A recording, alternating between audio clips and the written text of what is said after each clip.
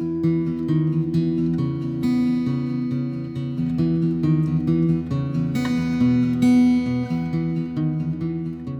to my garden. I've got lots of things growing.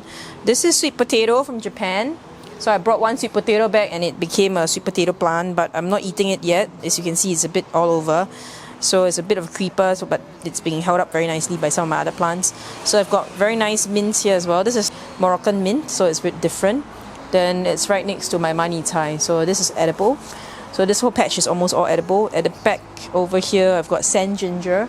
If you have been to Guangzhou, they actually do this with steamed chicken and chili and soy sauce. So it's a really good dish. And here I've got a bit of my creeper as well. So this is actually supposed to be chin chow. And yeah, it's a bit messy, but that's life, right? Yeah.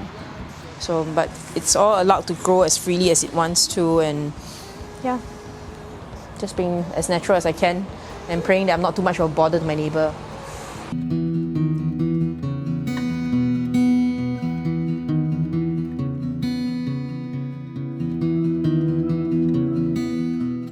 This is guava leaves, so I just took down the plant this morning.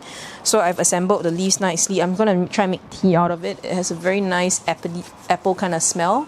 So I'm hoping to make some kombucha tea or just tea with it first, so that it's a tisane. There's no caffeine in this at all. So this is actually the same from the guava plant as well. So I took down an entire branch. I'm saving the branches so that I can do smoked meats with it later. At least I hope that I can achieve that. So I'm trying to dry it out in the sun while it's nice and hot and sunny and not hitting 22 degrees Celsius.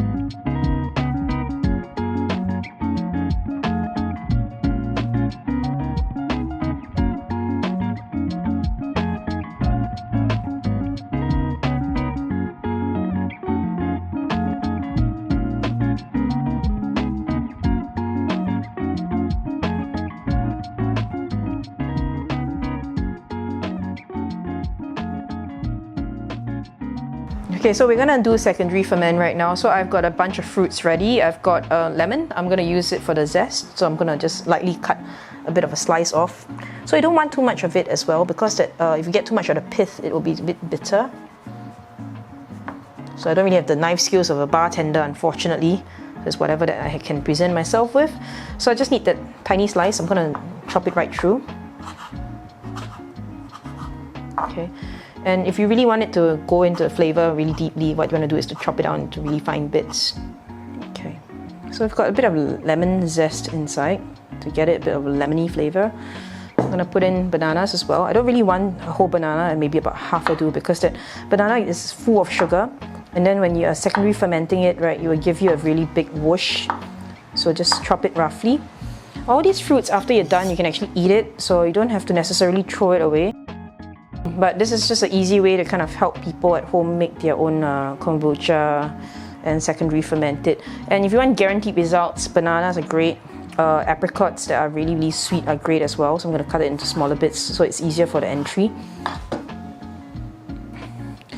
And you need to be very mindful about how much you're putting in. So right now I have about a liter. So I'm going to put in about half a banana. So that's about one apricot coming out with another one.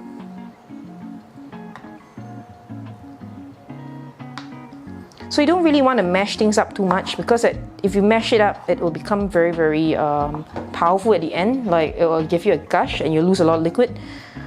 So you want to just do a rough chop, enough to just dump it in so that the sugars can be fermented by the tea, and that will be all. Okay, so here we go. So we've got our ready tea from 3 days ago. So you should typically taste it and see if it's the right flavor and all that stuff. But it's already done. We're quite comfortable with it. So we're gonna put it in right now. So I have about 1.2 liters worth. So I'm putting in about just 1 liter.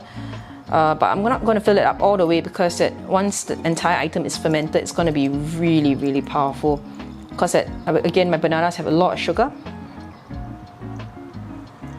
Okay, I'm going to stop it here.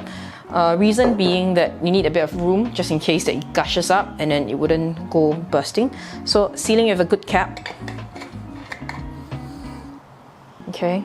And I'm gonna put this into the fridge to leave it for about 7 days so that the fruits and the bananas are gonna get into the right flavor zone with everything and it will ferment properly. Leftovers, what do? We save it, we're gonna measure it out. Okay, I have about 300 mils left, which is about right. So I can start a new batch of kombucha using this.